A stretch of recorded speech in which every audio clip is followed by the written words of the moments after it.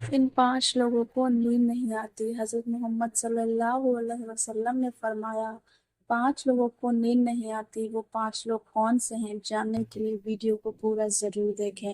دوستوں آئیے جانتے ہیں ایسے 5 لوگوں کے بارے میں جنہیں نیند نہیں آتی۔ نمبر 1، جو کسی کے قتل کا ارادہ رکھتا ہو۔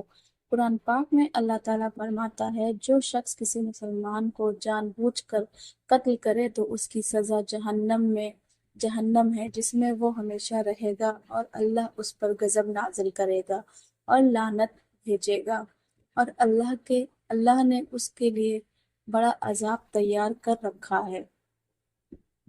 اسی وجہ سے اللہ تعالیٰ نے بنی اسرائیل کو یہ پیغام بھیجا تھا کہ جو کوئی کسی کو قتل کرے، جبکہ یہ قتل نہ کسی اور جان کا بدلہ لینے کے لیے ہو اور نہ کسی زمین میں فساد پھیلانے کی وجہ سے ہو، تو ایسا ہے جیسے اس نے تمام انسانوں کو قتل کر دیا، اور جو شخص کسی کی جان بچائے تو ایسا ہے جیسے اس نے تمام انسانوں کی جان بچائی۔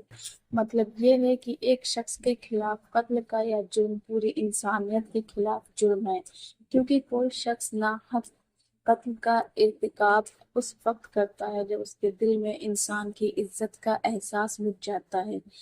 ایسی صورت میں اگر اس کو کسی بھی طرح کا فائدہ ہوگا تو وہ کسی اور کو بھی قتل کر دے گا، اور اس طرح پوری انسانیت اس کی مجرمانہ ذہنیت کی زد میں رہے گی، اور جب اس ذہنیت کا چلن عام ہو جائے تو تمام انسان غیر محفوظ ہو جاتے ہیں۔ لہٰذا ناحق قتل کو ارتکاب چاہے کسی کے خلاف کیا گیا ہو، تمام انسانوں کو یہ سمجھنا چاہیے کہ یہ جرم ہم سب کے خلاف کیا گیا ہے۔ نمبر 2، جس کے پاس مال و دولت ہو اور اسے کسی پر بھروسہ نہ ہو۔ تاریخ کے ہر دور میں ایک سے بڑھ کر ایک دولت مند روئے زمین پر تشریف لائے اور گردش میں مال سال کے بعد مٹی کے ڈھیر بن گئے۔ اس کے باوجود انسان سمجھنے کے لیے تیار نہیں۔ دولت کے انبار پانے کے بعد صرف پیغمبر اور اولیاء ہی استحکامات پر کھڑے نظر آئے، ورنہ زیادہ تر دولت کا دماغ خراب کیا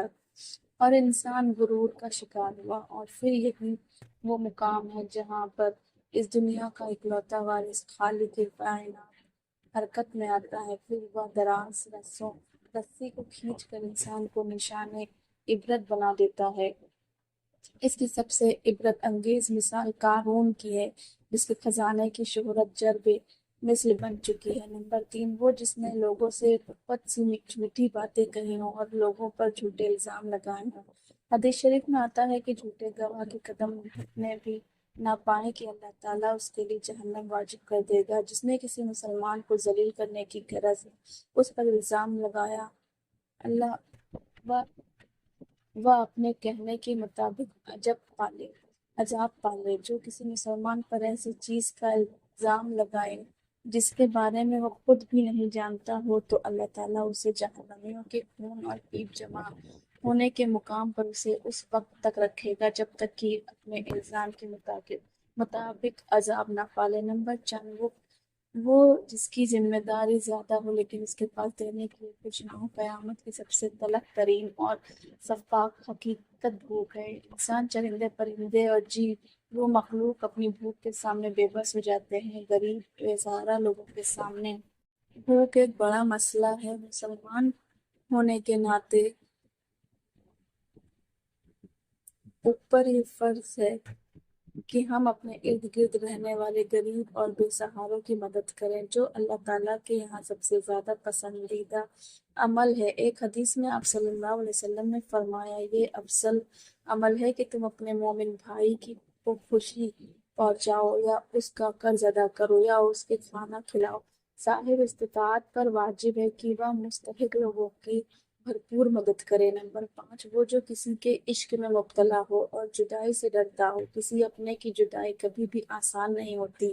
اس جدائی کا احساس آپ کی دنیا کو برباد کر سکتا ہے اور ڈپریشن دے سکتا ہے، وہ چاہے کچھ بھی ہو۔